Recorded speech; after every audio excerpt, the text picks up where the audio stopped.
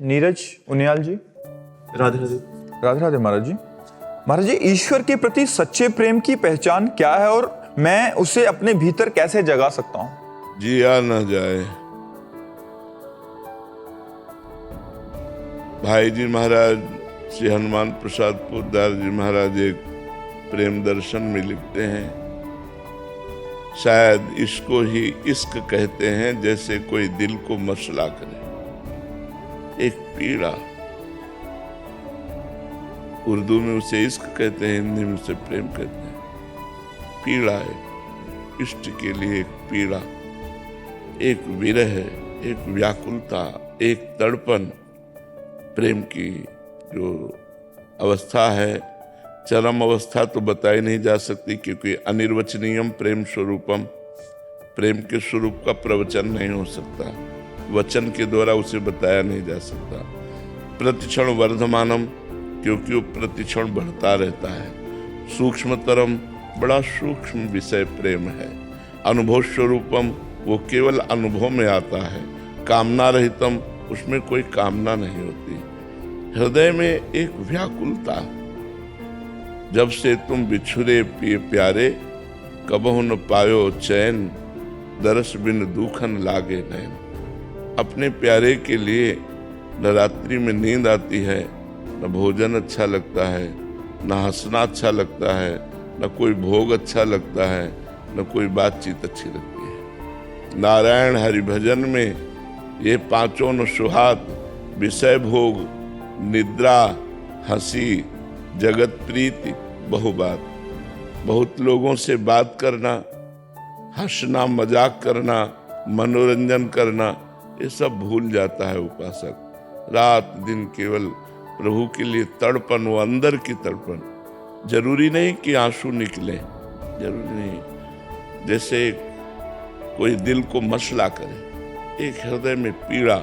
मीरा जी जैसे कहती हैं, जो मैं ऐसा जानती प्रीति के दुख होए, नगर ढिंढोरा पीटती अजीब प्रीत न करियो कोई। नगर ढिंढोरा पीटती अजीब प्रीति न करियो कोई, जो मैं ऐसा जानती। प्रेम में एक वो अपार सुख जो सहा नहीं जा रहा। यहां दुख का मतलब सांसारिक क्लेश से नहीं है कि जो मैं ऐसा जानती प्रीति के दुख हो। आनंद सहा नहीं जा रहा, वो सुख सहा नहीं जा रहा। प्रभु के चिंतन में जो सुख है वो कहीं और थोड़ी है। एक हृदय में विशेष आनंद की उल्लास जो सहा नहीं जा रहा, रात दिन सहा नहीं जा रहा, ऐसा लग रहा है हृदय फट जाएगा। तभी तो धीरे धीरे धीरे धीरे सहत सहत बाढ़े भगति, गृहतन गुरुहित गार। धीरे धीरे सहते सहते हृदय इतना मजबूत हो जाता है कि प्रभु की रूप माधुरी को देखकर भी वो जिंदा रहता है।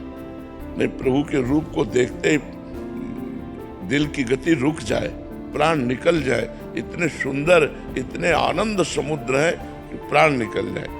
एक प्रसंग आता है श्री कृष्णदास जी वल्लभाचार्य जी के शिष्य, तो श्रीनाथ जी के लिए सामान लाने के लिए जाया करते थे, भोग की, श्रृंगार की सामान लाने। जहां भी जाने को मिला तो आगरा गए हुए थे, तो देखा कुछ लोग एकत्रित हैं, भीड़ लगी हुई है। कौतूहलवश वो भी चले गए, क्या हो रहा है? तो देखा वहां वैश्या नृत्य कर रही थी। एक नवीन वैश्या और ऐसे हाव भाव प्रस्तुत कर रही थी, बहुत अच्छा लगा उसके हाव भाव देखकर। अब अपनी अपनी सोच होती है ना, अब वो अपनी सोच में डूब गए। ये सांसारिक व्यक्तियों को रिझा रही है, अगर ये भगवान को रिझाती तो इसका जन्म सार्थक हो जाता। उस समय उन्होंने 10 रुपया ऐसे, तो वो वैश्या नजदीक आई, वैश्या को देखा, वैश्या ने समझा ये हम पर लुभायमान हो रहे हैं, 10 रुपया दिया। तो जहां रुके हुए थे वहां बुलाया साथ समाज के सहित और कहा, जिस राग में हम कह रहे हैं ये पद सुनाओ। वो प्रवीण वैश्या थी, आलाप लेकर के उसी राग में, और जैसे उन्होंने कहा ऐसा अभिनय करो जैसे सामने बादशाह बैठा हो, और बादशाह के सामने जिस लिहाज से नृत्य किया जाता वैसा नृत्य किया, 1000 मुद्राएं दी और कहा यदि हमारे बादशाह के सामने चलो तुम जितना धन कहोगे वो तुम्हें देंगे। उनके आदमियों को धन दे दिया, उनको हटा दिया और कहा हमारे साथ चलो। अब वो धन की लोभी वेश्या उनके साथ चली आई। अब पूरे ब्रजमंडल में बदनामी हो गई कि कृष्णदास जी इतने बड़े महात्मा और 60-70 वर्ष के बोले नए यौवन अवस्था की वैश्या को लाए हैं। अब संतों का दिमाग अलग होता है ना। अब समाज में तो निंदा होने लगी कि अरे यार इनकी बुढ़ापा में बुद्धि वैश्या में लग गई। यार भगवान की बड़ी विचित्र माया है। अपनी कुटिया के बगल में कुटिया बनवाई रहने के पास, और समस्त ब्रजमंडल के जो गिरिराज जी के जैसे मानसी गंगा, राधा कुंड, श्याम कुंड, ललिता कुंड, अप्सरा कुंड सब में स्नान करवाया उसको। और पद ठाकुर जी श्रीनाथ जी का पद याद करवाया उसको और कहा आज मैं अपने बादशाह के सामने ले चल रहा हूं, अगर तू परफेक्ट निकल गई तेरा बेड़ा पार हो जाएगा। जीवन भर के लिए मैं जितनी संपत्ति कहेगी दे देंगे, क्योंकि जानते थे कि बचेगी ही नहीं। सामने ले गए तो श्रीनाथ जी महाराज जी यहीं विराजमान थे गिरिराज जी में। वो तो बाद में गए हैं, नाथ द्वारा में बाद में गए, पहले तो यहीं के तो प्रकट हुए हैं गिरिराज जी से। श्रीनाथ जी के सामने जो मंदिर गिरिराज जी में है ले गए और कहा नृत्य शुरू कर, और साजबाज अपने समाजियों का। और जे भी नृत्य करके ऐसे किया और ऐसे दृष्टि गई, देखा कोटि कोटि काम को मूर्छित करने वाले ललित त्रिभंगी।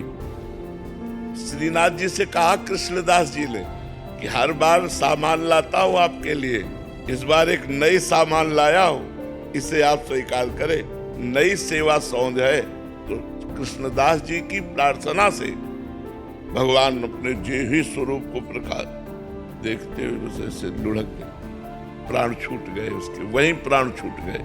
अरे ऐसा रूप सौंदर्य भगवान का। तभी तो देखो जैसे एक शीशा है, उसे कंकड़ मारो तो टूट जाएगा, लेकिन उसे गरम ठंडा करते हुए विज्ञान की पद्धति से ऐसा बनाया जाता है बुलेट प्रूफ कि गोली मारो तो भी असर नहीं करता। ऐसे ही हमारे हृदय को भक्ति के द्वारा भगवान इतना मजबूत बना देते हैं कि भगवान की रूप माधुरी क्या, भगवान के श्रीअंग की सेवा करते हुए भी वो स्वस्थ चित्त रहता है। नहीं, आनंद के समुद्र है भगवान। हम लोग क्षुद्र आनंद बिंदुओं को, जैसे प्यासा आदमी ओस कण चाटे, ऐसे हम भोगों से अपनी आस मिटाना चाहते हैं, प्यास मिटाना चाहते हैं, और हैं भगवान के अंश, इसलिए हमारी प्यास कहीं मिटती नहीं। हमें चाहिए आनंद समुद्र जहां दुख का लेस नहीं, वो है श्री भगवान। जब उनके लिए व्याकुलता पैदा हो जाए, यही प्रेम का कि न खान पान ते भावे है, नहीं कोमल वसन सुहावे है, सब विषय लगे ते खारा है, हरि आशिक का मगधारा है। जो भगवान का आशिक है उसका कुछ अलग ही स्वरूप रहता है। कहीं कोई रुचि नहीं, कहीं कुछ अच्छा नहीं लगता जगत में, बस वो यही खोज करता रहता है कैसे भगवान मिल जाए, कैसे भगवान का साक्षात्कार हो जाए। किसका प्रश्न था, समझ पाए आप?